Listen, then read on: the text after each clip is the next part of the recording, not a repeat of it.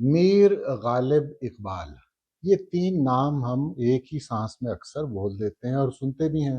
کہ جب اردو شاعری کے عظیم شعراء کا ذکر ہو رہا ہوتا ہے تو ہم میر غالب اقبال اس طرح بولتے ہیں۔ اب ان میں بنیادی فرق تو بہت سے ہیں، لیکن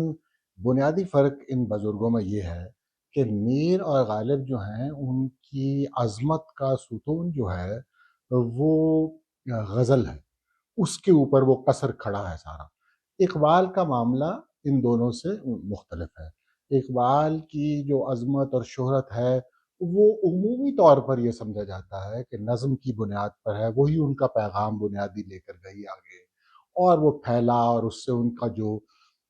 توقیر اور ایک شاعرانہ ان کی عظمت کا اعتراف کیا گیا۔ لیکن ان کی غزل جو ہے وہ ایک حیرت انگیز، انہوں نے اس صنف کو حیرت انگیز بنا دیا، یعنی جیسے غالب کہتے ہیں نا تنگنائے غزل، اس کو بحر بے قرار بنا دیا۔ یہ ہے اقبال کا غزل پر احسان، کیونکہ غزل کو انہوں نے ایک تسلسل عطا کیا اور مسلسل غزلیں کہیں، اور پھر انہوں نے موضوعات کے اعتبار سے اتنا تنوع پیدا کر دیا اس میں کہ کوئی مضمون جو تھا وہ مانے نہیں رہا کہ آپ اس میں استعمال نہیں کر سکتے، اقبال نے کر کے دکھایا۔ اور اقبال سے پہلے جو ملی شاعری ہوتی تھی اس میں یہ تخصیص بڑی واضح تھی کہ نظم کہی جائے گی یا غزل کہی جائے گی، نظم میں ملی مضامین آ جائیں گے، غزل میں اپنے حسن و عشق کے معاملات آ جائیں گے۔ لیکن اقبال نے یہ معاملہ توڑ دیا۔ اقبال سے پہلے بھی جن بزرگوں نے یہ کوشش کی لیکن وہ اس کو اس طرح غالباً کر نہیں پائے، کیونکہ وہاں پر مقصدیت جب آتی تھی تو غالب ہو جاتی تھی، اور اس میں جمالیات کے جو تقاضے ہوتے ہیں وہ پورے نہیں ہو پاتے تھے۔ اقبال نے مدغم کر دیا جمالیات کو مقصد کے ساتھ۔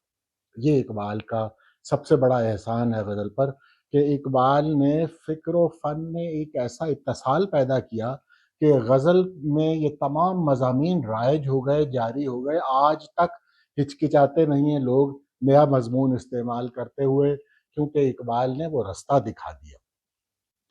اچھا، اقبال کا معاملہ یہ تھا کہ انہوں نے غزل میں کیا کیا، بنیادی طور پر مختصر میں تیزی سے گزر رہا ہوں،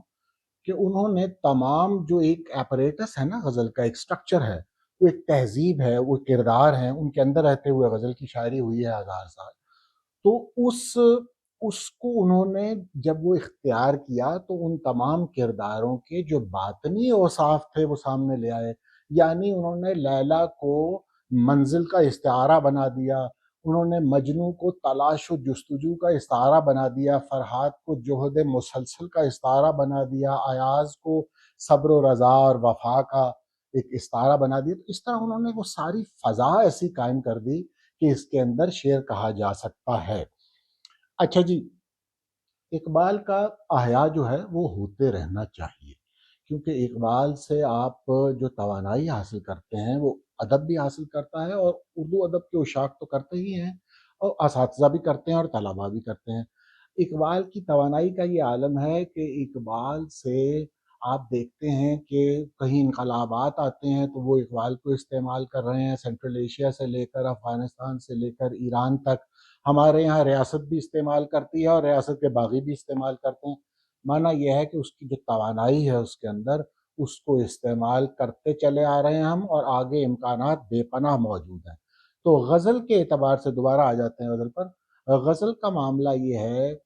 کہ آئندہ کی راہیں سمجھنے کے لیے بھی اقبال کی تفہیم ضروری ہے۔ اقبال کی تفہیم ہوتی رہتی ہے، بہت سی کوششیں ہوتی ہیں، لیکن یہ جو اب کوشش ہوئی ہے دیوان اقبال کی صورت میں، میرا خیال ہے یہ ایک انتہائی اہم اضافہ ہے اقبالیات میں۔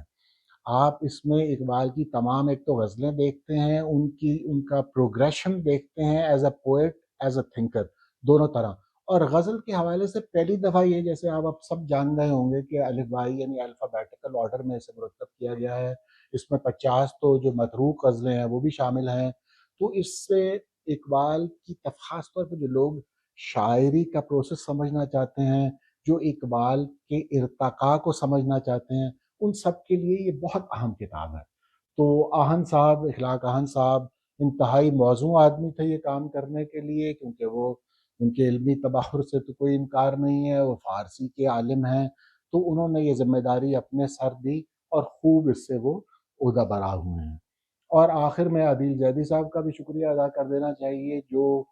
شعر و سخن کی زلف گرہ گیر کے اسیر ہیں اور ہر وقت کھوج میں رہتے ہیں، سونگتے رہتے ہیں کہ کہاں کوئی غیر مطبوعہ ایسی اہم چیز پڑی ہوئی ہے جس کا سامنے آنا ضروری ہے۔ تو عدیل زیدی صاحب کو بھی بہت مبارکباد، بہت نوازش۔